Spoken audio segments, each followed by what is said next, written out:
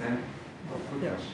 Yeah, what's up? For like the fill in the blank questions, is it possible to have like multiple answers that are like Yeah. okay. So basically when we grade, if the answer works, then we'll give it credit, even if it's not the intended one. Okay.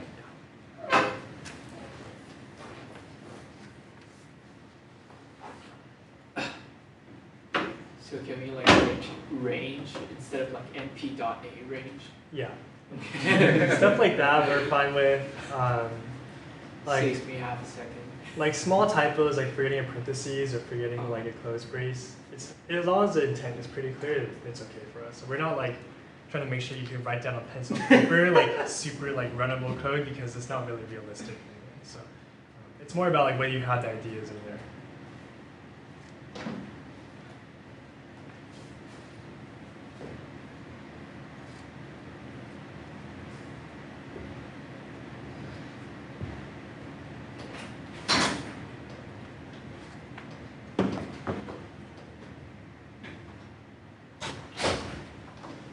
All right, let's get started. Welcome to the last DSC 10 lecture.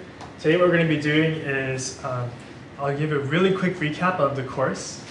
I'll talk about how to ways of getting more data science experience, including ways of getting involved in research groups on campus.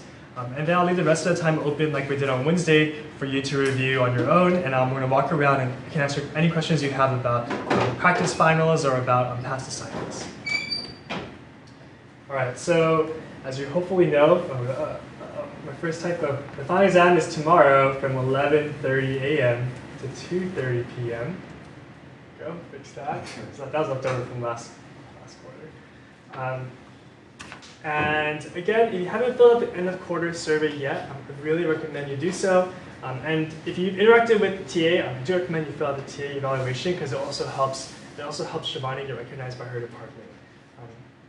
To incentivize people, if 85% of the class fills out the survey, then everyone will receive one point extra credit for the final exam. Now, before I said that 85% fills out both CAPES and end of quarter survey, but unfortunately, I meant to send an email out on like Wednesday night asking people to fill out the CAPES, and then for whatever reason, Campus Wire kind of glitched out, and then my thing never got posted through. I don't know what exactly happened. So people probably didn't like.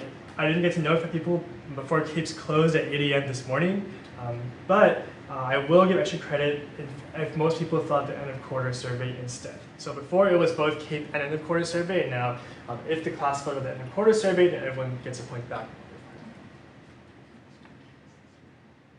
Okay, so let's go all the way back to lecture 1 where we talked about what is data science. And so when I talked about data science back in lecture 1, especially for people who haven't taken a data science course before, I imagine that many people were like, there's a lot of buzzwords, I'm not super sure what they mean, I guess I'll find out as the course goes on. And now, let's go back and see what you've learned. So data science is about drawing useful conclusions from data using computation. We've talked about how to explore data, identifying patterns of information, and we talked about how to make plots, we talked about how to manipulate data frames in order to get the answers that you want to get out of the data that you do have. We've talked a little bit about prediction in the last week of class, talking about using regression and linear models to predict data that you haven't seen before. Using data that you have already seen to make predictions about data that you haven't seen. And we've also spent most of the second half of the course talking about inference, which is quantifying whether your predictions are reliable, and we use a lot of randomization and simulation in order to do inference. In other words, drawing conclusions using a small sample of a couple hundred people to make conclusions about millions of people, hundreds of millions of people. This is the sort of stuff you can do now after you've taken DSC 10. In future courses, the main overarching ideas will be the same. So other courses will expand upon exploring, predicting, and making inferences from data. And what we're doing here is we're giving you we're dipping your feet into the data science pool, and other courses will guide you deeper and deeper into each of these three topics. Okay, I want to give a shout out to the course staff. My TA, Shivani, has been really helpful, and my tutors have been excellent. I've been really happy with my course staff this quarter, and they've been really enthusiastic about getting to know students in the class, talking with them during office hours, and overall, it's been really great to work with them. I hope you have a great experience working with them too. If you're interested in joining course staff, I do have a link here to find more about tutoring.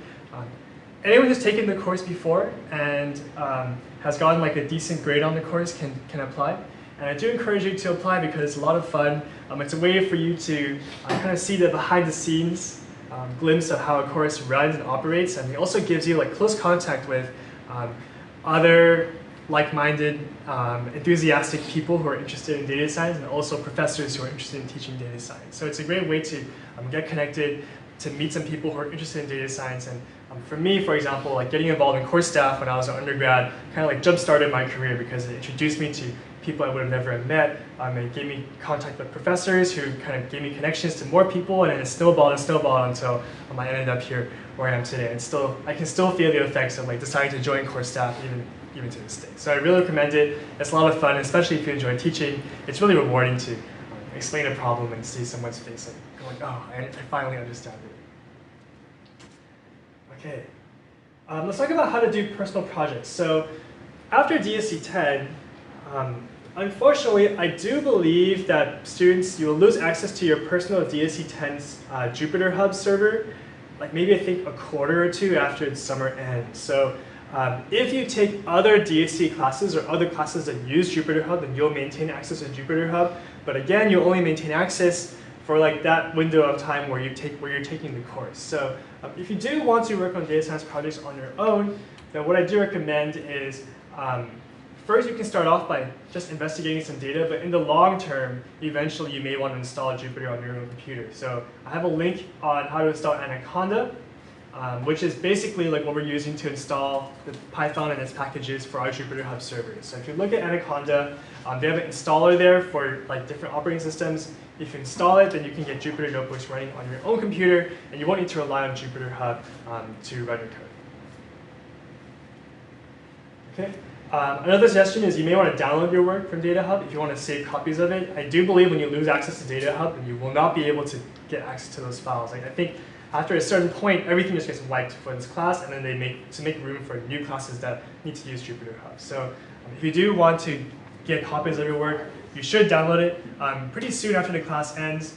And we also have a video here on how to make blank notebooks and upload data sets to Data Hub yourself. Okay. If you'd like to work on a personal project, what I recommend is for you to look through some data sets that you think might be interesting to you. So here, I have a bunch of links. There's a lot of links here. And a previous instructor also put the links on his website. I just want to give a shout out to one set of links. So I particularly like this website called Data is Plural. If you click on this link, it's a weekly newsletter, and so you can enter your email address here to subscribe to it. They'll send you like a short email each week with 5 new data sets each week. Now, they have a lot of different varieties of data, and the data themselves range from like very clean to quite messy. So you get a whole range, it's a whole spectrum of like data sets from different domains. So for instance, let's take a look at this one. I haven't prepared this, I'm just like going off what I see here. This one is wildfires, hospital prices, monkeypox, startup factories, and shark incidents. This one here is voting laws, vulnerable people, budgets, digital trade provisions, and the World Cup. So you get like many different kinds of data from all sorts of domains. I really recommend you check out this data, especially because if you click on one of them, this is the email that you would get if you signed up for it. You can, a lot of data sets have like reports associated with them. So for instance, this one here has a report, like a news, like actual news article related to that particular data set. So you can look through the news article, see what the reporters or the data scientists found in the news article, and then go back to the data and see if you can find similar trends and see if you can expand upon their article to find new trends that they didn't get to talk about in the article. So really great. I really like it, and if I had all the time in the world, if I had more time, I would definitely spend a lot of my time going through data sets on Data is Plural.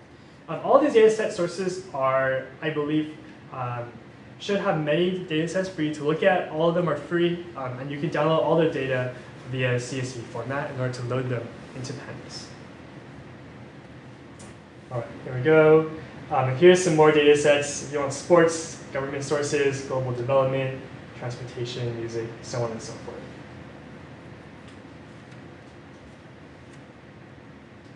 Okay. This slide I already did. Okay. So the most common question I get when people come up to me and ask me about like data science beyond just DSC-10 is how to get more real-world data science experience. And so many people, and myself included, have run into the problem of you're looking for like an internship or some job, and they're like, we want you to have experience before you can get experience with us, right? So it's like the problem of like, how do I get experience with you if I can't get experience with anyone else? Everyone wants experience before I can get a job, and how do I get experience? So the most accessible way to get real-world data science experience, in my opinion, is to take advantage of the fact that you're at UCSD and there are many research groups around you that are doing like really great research and are using data science pretty much like in their day-to-day life doing their work. So what I want to do now is kind of walk through the steps I would take if I were in your shoes and I said to myself, I want to find a way to get experience like doing data science and put that on my resume to apply for jobs later on down the road or internships down the road. If I didn't have anything on my resume, this is what I would do. Okay, so basically the chain of thought goes something like this. Okay, so generally you would like to have some sort of like actual research project or some real world project beyond school projects that you can put on your resume. So usually doing really well in classes and like putting your school projects on your resume, which is what I see a lot, is great, but doesn't quite stand out from other students who are also taking the same classes as you and have also put the same projects on their resume. So what I recommend to get some unique experience to you is to go out of your way and to look for faculty that are doing research that you're interested in. So let's go to HDSI, UCSD. I'm going to Google them. And you can do this for any department at UCSD. This is what I'll do. I'll go to their department website. I'll go to research. And then usually there's a list of faculty or a list of faculty research areas. HDSI is particularly nice in that they actually list out the research areas. So I'll click here. And then I can see that there are like generally these topics that people in HDSI are interested in studying. So let's say I'm interested in looking at data and society. When I go to data and society, usually what I like to look for is a list of faculty that are doing the research that I may be interested in. Now, you look at this and you're like, well, I don't know what these people do. And that's where you have to do like the dirty work. Click on the profile. Let's go to Jelena Radic. And this, again, you get like this little like blurb here. Now the problem with these blurbs is that they are really usually outdated because people put them up when they like make their web page, but they never update them. So what you really want to do is take their name and Google them. And now we see that we have Jelena's website. Their personal website is usually much better than like the actual like website that they have on like the HDSI department website. If we go here, then what you want to look for is you want to see whether this professor does research that you might be interested in working with. So you can go to research. You can go here and kind of like look through what they're doing. And if it looks like what they're doing is interesting, then what you want to do is go to lab. And usually, okay, here's my other pro tip. The professors themselves are usually really busy, especially if they're not assistant professors. So assistant professors are the newly hired faculty, and those people are the ones who are like usually the most responsive and had the least like outside responsibilities. Jelena, for example, is an associate professor, so she already is like pretty busy and relatively like advanced in her career. So usually the way it works for faculty is that when you're first hired, you're an assistant professor for 6 years, and then you get tenure, and then you become an associate professor. So we see that Jelena is already an associate professor. Maybe like, we don't know how busy she is, but generally like speaking, if they have like just is a professor of statistics and not associate in front of it, that usually means they're like very advanced in their careers, and like the the response rate on those people is generally much lower than people who are assistant professors, and it kind of scales down from there. Okay, so we looked at the lab members, and my other pro tip for you is email the PhD students, okay? You might want to email the professor, but I really recommend emailing the PhD students because the PhD students generally have the most free time. And whenever someone says that, oh, I'm interested in the research, they'll be like, oh my God, someone actually thinks I'm important. So, so this is what I really recommend, okay? So if you email the PhD student, they'll be the most responsive, and they're the ones who you'll be working with if you actually join the research lab. Chances are relatively low that you'll work directly with the professor. Chances are much more likely that you'll work with one of the PhD students, helping them out with their research. So what I recommend you do is, again, go to your department, go to the department that you're interested in, look through the faculty. You actually have to do this one by one for each one. Yes, it's some work, but it pays off like huge dividends in the long run if you actually go through this yourself. And then go through lab members, find a PhD student that's doing something you're interested in, and then email the PhD student directly instead of emailing the faculty directly. So for instance, let's say I'm interested in emailing this person. No email. So again, I can take their name and look it up. Or here's another pro tip. If we go to the papers, every paper has the author's contact information and their email, which is what you want. So let's say I'm interested in emailing this person here. Click on the paper. Okay, so we see here, blah, blah, blah, blah. You want to look for like something that says PDF. Okay, so again, I'm just teaching you how to navigate this system. Look for the PDF. Once you find the PDF, then you're golden, because, take a look. Now everyone's email is right here. And you can just take their emails. Let's say, I think this is one of like Jelena's students. You can like take their email and email them if you're interested in their work. And this is what I recommend you say in their email. Let me just write it down here. So generally, the tone you want to go for is something like friendly, but not too enthusiastic. And you want it to seem like you're like, I don't know if professional is a word, but like you at least want to appear that you know what you're interested in. And that's kind of the vibe that will help you like make contact with these people. Generally speaking, I recommend you keep your email under 4 sentences. Okay, keep it short. Emails should be 1 sentence per line. So let me write an email. Let me just write one for this person just to give you an example. Okay, so let's take a look. Let's say I'm really interested in working with Weijia. Okay, let me just write this email. So I would say like, hi Weijia. I'm blank, let's say third year undergrad at UCSD. This is important because you need to make sure you know that you're at UCSD. Studying blank. You have to fill these in yourself. And then new lines, okay? Just keep it 1 sentence per line, keep it short. The shorter you have it, the more likely it is to respond. Okay, the longer, the less likely to respond. Because too long, they won't read it and they won't know how to respond. I'm really interested in your work on blank. If you can also say, I saw your paper on blank, and I'm interested in talking with you about it. I'm interested in hearing about, like, an easy way to get into this is to say, I'm interested in hearing about, like, the idea and how you, think about the research idea and how you, like, the process of doing your research.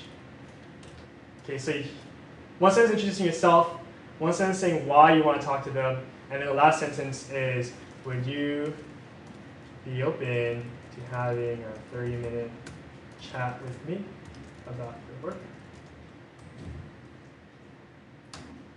And then just leave it like that. Okay, don't write more than this. This is all you need. Keep it 30 minutes because 60 minutes is a long time. Usually what you can do is you can schedule 30 minutes, and then if they're interested in talking, they want to keep talking, then they'll talk longer. But keep it 30 minutes to start. That way, they'll think to themselves, oh, 30 minutes, that's really short. that seems pretty like low commitment and easy. Like I'll just respond and say, yeah, sure, 30 minutes. Everyone can spare 30 minutes. Okay, so this is what you want to do. Okay. If you don't actually look at the paper, then here's another alternative. You could say, I'm really interested in hearing about your, like I see that you're doing research in blank, and I'd like to hear your, generally you want to avoid saying like, I want to hear your thoughts about a particular research topic. You want to keep it a little bit broader and more about that person as opposed to one particular research idea. So I'd like to hear about, about your current research ideas, and you can just keep it at that. I'd like to hear about your current research ideas. Okay. Yeah, so generally, once you get your foot in the door, then you can make the ask of like, oh, are you looking for people to help? Are you looking for undergrads to help you with your research? Okay, so generally speaking, if you talk with them first and then ask them, it's a little bit easier. They'll be more friendly towards you than if you just email them and ask them for something right away. So try to get them to talk with you. That's my suggestion. Okay? Try to get your foot in the door, especially if you don't have experience before. Just say you're interested in talking about the research, which you are, because hopefully you picked a person whose research is interesting to you. You will talk with them about their research, and then at the end of the conversation, then you want to say, I'm looking for blank in the upcoming school year. So this is like at the end of like your Zoom call. Let's say, you know, I'm looking for a real world data science experience during upcoming school year, academic year, let's say school year. Are you looking, would you be open to having me come and help?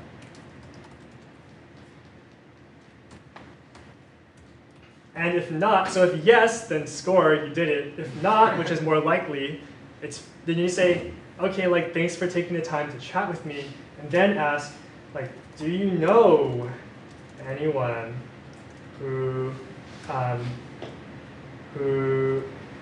you think I could talk to learn more? Okay, so the general framing here is you're not hyper-focused on getting a research job, okay?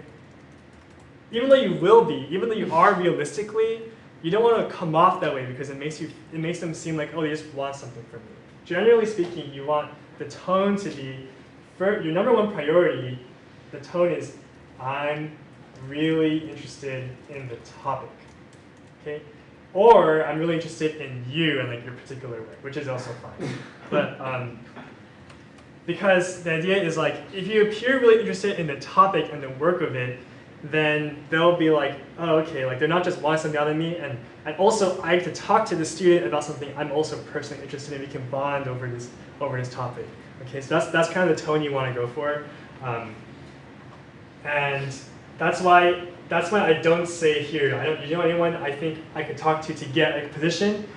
You want to say who you think I could talk to learn more about the research area or about the topic or something about that. So that's the general high-level ideas of what my suggestions to you if you want to kind of schmooze your way through and talk to some more people. Now it's not just smoothing of course.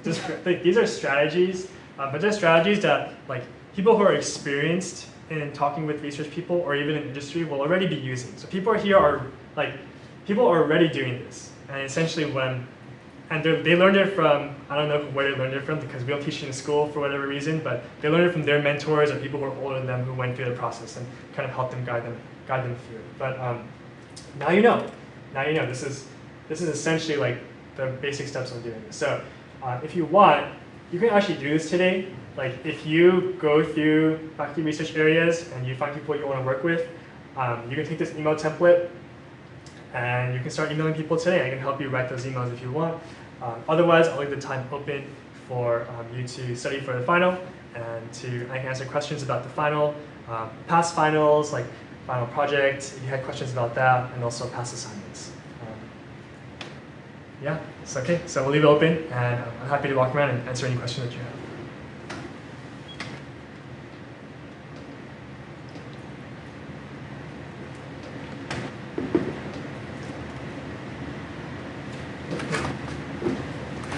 Yeah, what's up? So fine. Are we gonna be using calculators? No, no calculators. So when we do stuff like this, like calculation, or like a mathematical definition for the calculator or something, we don't have to actually worry about like or do. I feel like this. That kinda feels seems like, tough. Yeah, calculator work to me. Is this Winter's? I think Winter's final was on Gradescope. Yeah. So I think people didn't have access. Uh-huh. Our final, the numbers will be easier, so you won't really calculate it. Okay, yeah, because I saw a lot of problems for the winters, like round to 3 decimal places. Yeah. Okay. Yeah. But do we should know how to do this thing still? Yeah, it's in scope. Okay. Numbers won't be as complicated, but the ideas should be. Are we allowed to bring calculators down? No. So no one can bring calculators. It'll just be all pencil. Okay. Oh, and for our reference sheet, are we only getting the first 2 pages? I'll be handing out all 3 pages. Oh, the author. Yeah. I did the first 2 for the midterm since we hadn't gone to the 3rd page Oh. of reference material. Are you guys gonna give out scratch paper? We can have some up front if you'd like. We will have one like blank page on the exam where you can Okay. use as scratch paper. And if you want more, we can prepare some. Okay.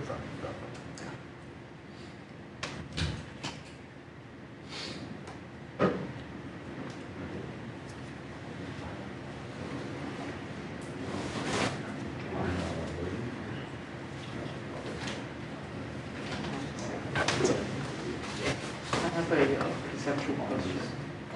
Just regarding like different Oh statistical yeah, I was like, methods. whatever. So like we have A/B testing, permutation, bootstraps, and well, central limit theorem, and then it's sometimes I can't wrap my head around when to use which technique. So is there like a good way to which one is which, I guess? Yeah. So there are some guidelines. Basically, maybe the easiest one is permutation testing. So permutation testing is like you have 2 groups and you want to see if the groups are different. So for instance, do UCSD students like walk more to campus every day, or do UCLA students walk more on campus every day? Because there you see that there are 2 groups of people, and you try to compare 2 groups. If there are 2 groups and you want to compare them, that's pretty much a dead giveaway that you want to use permutation testing. Bootstrapping is, I think, like the next easiest to understand. So bootstrapping is you're interested in a particular number from the population, but you don't know information about the population. So bootstrapping is like, I have a sample of UCSD students. How many steps do UCSD students walk to school every day? And then you can also create a confidence interval based off your bootstrap. Yeah, that's right. Okay. The standard hypothesis testing, generally speaking, we'll do that if we have some standard that we're trying to measure already, not just based on a sample, but some outside source. So, for example, people's body temperature is 98.6 degrees Fahrenheit. Is that like the average human body temperature? Is it 98.6? The reason why that's a standard hypothesis test. No, hold on. I take that back.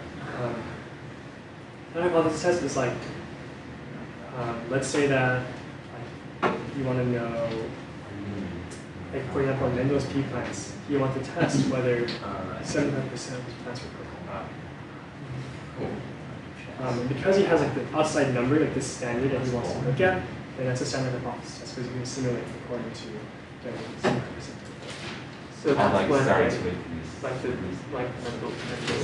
the peak sample is like 75%, 25%. So you have like a standard too. Yeah. And then, Yeah. so wait, so is standard hypothesis testing basic same as A/B testing? This is the same concept? A/B testing is the same as permutation Oh, testing. permutation. Yeah, because you have Because two groups, A, A, B, A, okay. and B. So like in standard hypothesis testing, do we like create a data set based on the given? Yeah. So in standard hypothesis, so basically, you can also think of it like this. If I were to actually simulate this, what would I do? In permutation testing, you have two groups you need to shuffle.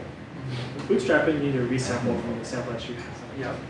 Standard hypothesis testing, you're going to simulate using like random choice or random multinomial, for instance. So you're not going to sample from your sample because you don't have a sample. You're going to like for Mendel's P-plants, you would take a sample where 75% of it on average is purple. But you would do like random multinomial where you get this 75%. And same thing with like Robert Swain's jury, when he was looking at like, the portion of black people on his jury panel. That also has a standard because we know that in his county, there were a particular percentage of black people, and you want to see whether that percentage was matched in your sample. Oh, yeah, so basically you take the theoretical value and then make many Yeah. data based on The theoretical, the value and then check whether the actual value is Yeah. at the range or. Yeah. Oh, okay. That's right. So you can think of it like you can break it down that way also. And I think like maybe the way to break it down would be like you mentioned, like thinking about how you actually do simulation. it was a lab.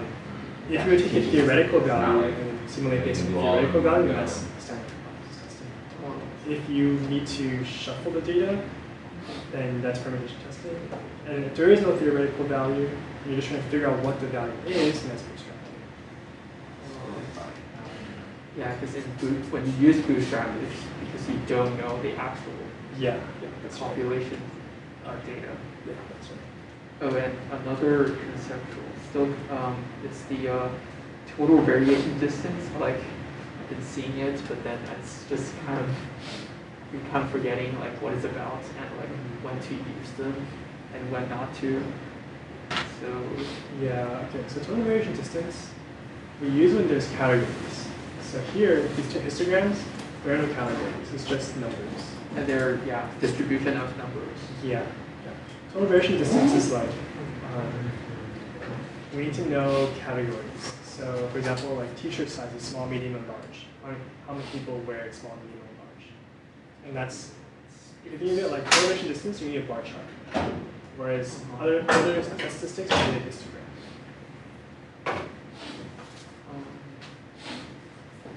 So what would be an example of when we can use total TDD to calculate sample sizes? Yeah, so you would use it if your sample has 2 or more categories that you want to compare. With the population? Yeah. So we've seen that when we talked about jury The jury panels, panel? because we had ethnicities, and we wanted to see how different the samples could be from the population. Oh, I see. So the ethnicities each are one category, and then in the lecture we had a bar plot. If you look at the lecture, you'll see that we made a bar plot for our population, a bar plot for the sample, and TVD compares 2 bar plots. Are we allowed, are we required to know how to calculate TVD? It's in scope, yeah. So you should know the calculation for it. I wonder if it's on our reference sheet. Actually, let me see. Yeah, thank you.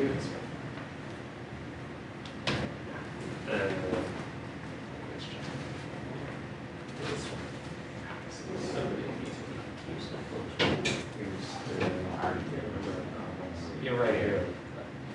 Get that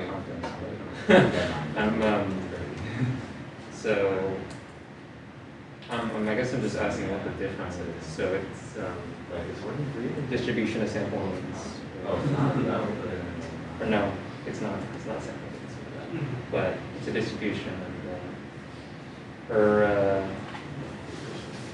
whatever, her Z value, whatever. I guess it's actually, sorry, it's been a while since I did this, I took it yesterday, whatever.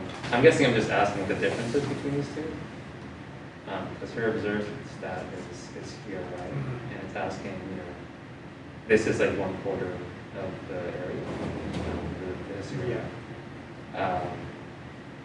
So I ended up picking, well, I picked that one, but I didn't really know the difference between these two, to be honest. Yeah. Why are you searching it? I should just.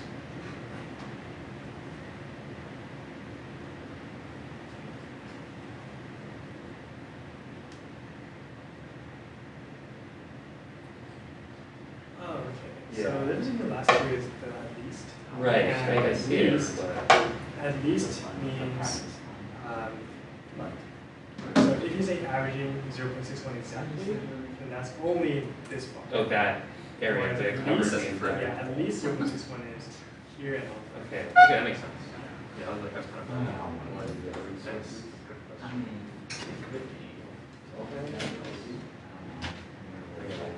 How it is, I'll see. that would probably be like the first one. Oh, yeah.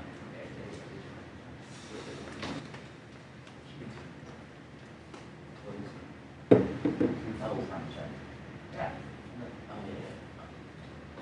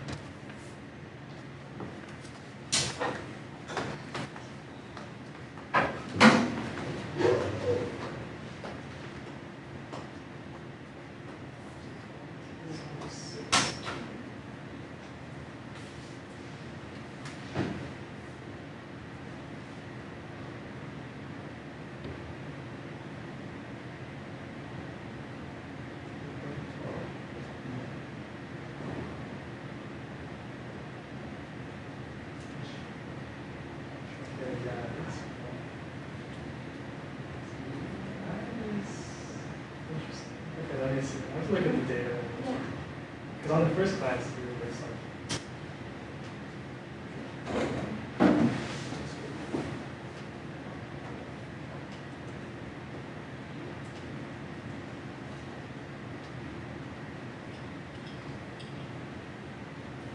These are the weights. But these actually don't have data. Oh, yeah. Okay, so it's just like, it's just asking a general question. What do you prefer McDonald's to anything?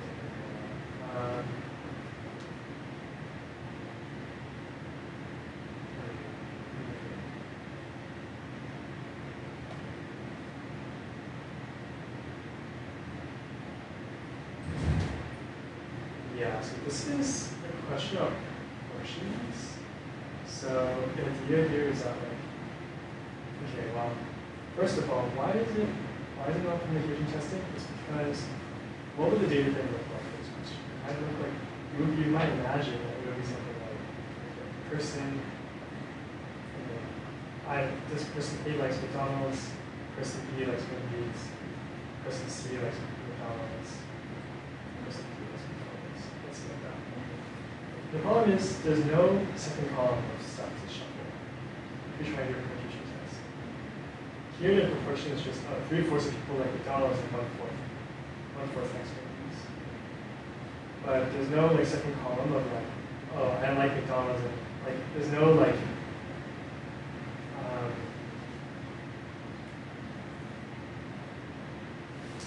to be honest, I think 2 could be possible. It's a little bit of a stretch. I'll tell you what I think the intended solution was. So the intended solution is like the McDonald's and Wendy's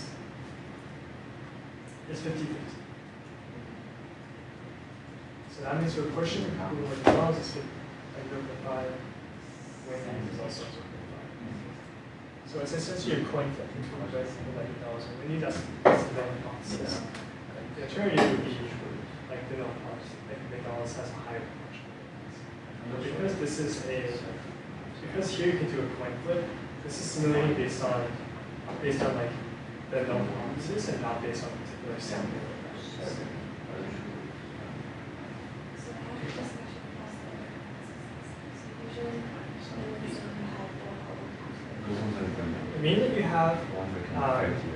not necessarily the whole population, but it means that you have some standard that you're trying to measure. So for example, here, this is my standard, which is that McDonald's is 50-50, and I can simulate it based on But we this. use this function to have a question. In the jury example, so like when we're looking at like jury panels and city jury panels, the standard there was that there was the census, like people took like this number of proportion of people in the cities in that particular county. So that's the standard. And then with Piedmont case, the standard was 0.75. So there's like, every time there's a standard for confidence test, there needs to be a particular goal that you're trying to measure. And then the communication testing, you could, does it tell like what people prefer, or you only test it whether or not one is the same? Communication testing can tell you whether more people prefer. The problem is like here, if you just have a list of people who like McDonald's and a list of people who like Wendy's, then you can't shuffle this because there's no second column to shuffle. But you can also like change the date. Yeah, yeah. So, But how does it tell you like what people prefer? Because I really confused from the long-term distribution. so the way you do it in a communication test is if you want to do McDonald's is greater than Wendy's, Yeah.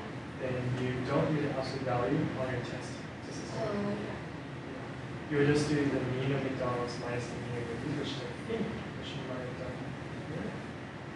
Yeah, so for example, here you just the difference in mean weights of McDonald's minus Wendy's. That's why you got negative values. So higher values here means that McDonald's weighs more, and negative values here mean that Wendy's weighs more.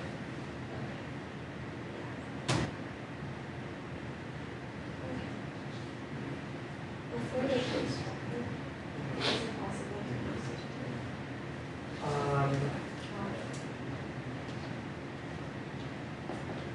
Not really, since usually when we're bootstrapping this class, we're looking at bootstrapping like a list of vectors. So if you want to look at like we want to know, for example, what proportion of people, um,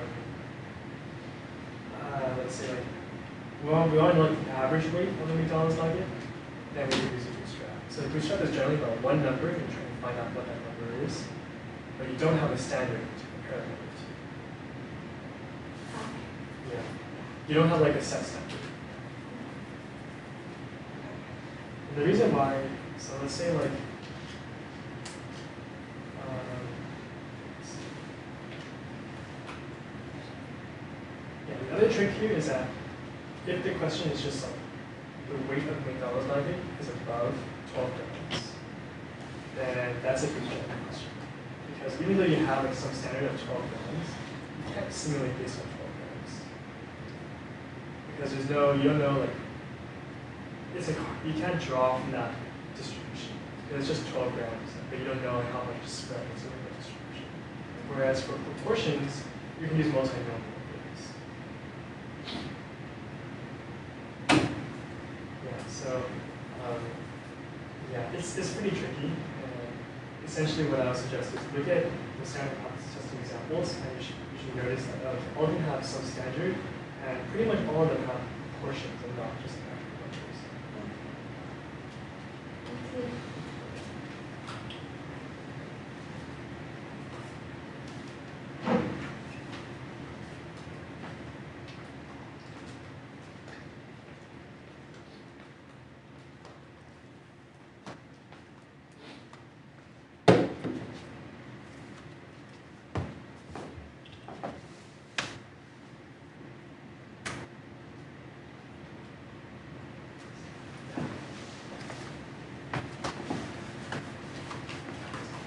So it's not really related to class, but then I feel like I would like to start work, like reading some text related to machine learning and stuff. And it's basically using Python. But then my friends told me that the like TensorFlow or whatever it's called, it wouldn't like really be able to run on books. It says it needs like computational power, and so you need like a really good computer to run machine learning models. Is that true or? Not really, like you can. You just can't do it, you just can't make the model super big. Oh, I You can see. still have the model there. Oh, okay. Yeah, it's just that when you get like, when you have like lots and lots of data, then you need like a more powerful machine, but that's kind of like running, it's kind of like running like a really expensive video game on like your MacBook. It's exactly the same idea. Oh, I see. So as long as the data is not like really big, then at least I will be able to like. Yeah. Oh, actually, that's good to know. Yeah. If you're interested in like doing this sort of thing, I think Spoke looks pretty good. Another one you can look at is FastAI. FastAI is an online course and it's free. Oh, okay. And I think FastAI is pretty good too. Yeah, FastAI is more centered around like deep learning. So it's what's called fast AI. So this one. Yeah. Oh wow, so okay. It's called everything. Yeah, and you can look at like the first one. This is more about like doing neural networks, and not generally machine learning. But if you're interested in neural networks, and this is like I've walked through like a bit of it, and I found it to be really high quality. Oh. So, that's pretty good. Yeah, I also read another book. Oh, okay. Yeah, so I just want to like just get a hang of like what's happening, what's going on, and what to like learn about.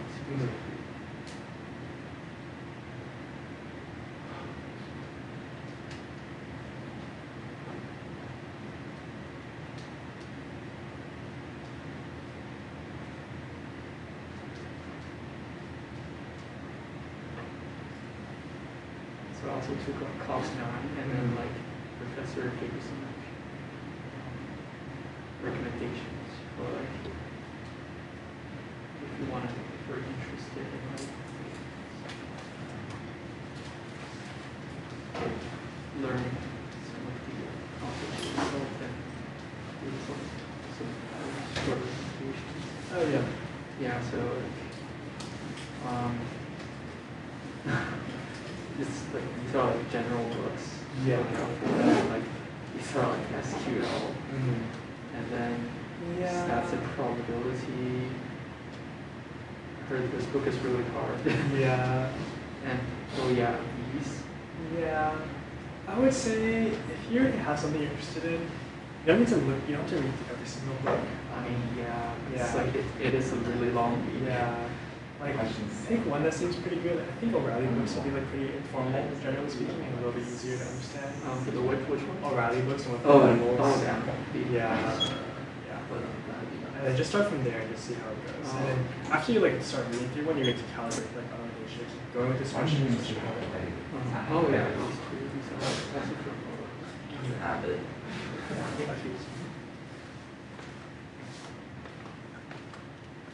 Okay, we're at time, so I want to wrap up here. Just a quick note that if you do want to reach out to people for like research experience, then I do recommend that you email them relatively soon, probably the next week or so. That's because the academic year is starting soon, and once the school year starts, it's really hard for people to have free time to respond to emails and have meetings. So you definitely would like the timing of it. It'd be really in your favor to email them sooner rather than later. And also, in general, at a high level, it's generally in your favor to just email them right away rather than waiting until you have lots and lots of experience. So you don't need to read 10 textbooks and do 5 personal projects in order to email them. Even though you have no experience at all, you can email them and talk to them about their work and then ask them I'm interested in getting involved, I'm concerned I don't have enough experience, and they can help you guide what you should know. And chances are that some people don't even need experience, they just want you to have some basic coding. And some basic coding will get you pretty far.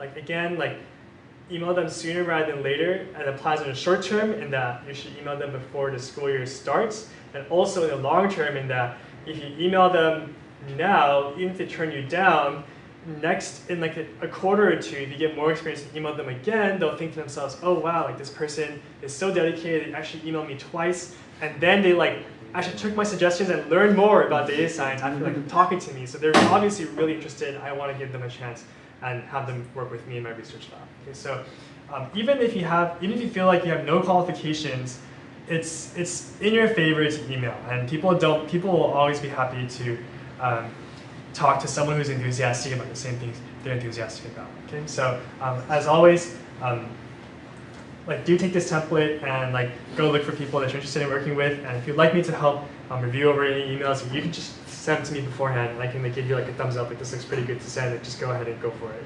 I'm happy to do that for you. Okay, that's it. This is the last lecture. Thanks so much for being a great class. I wish you all the best in your final and in your future endeavors. Thank you.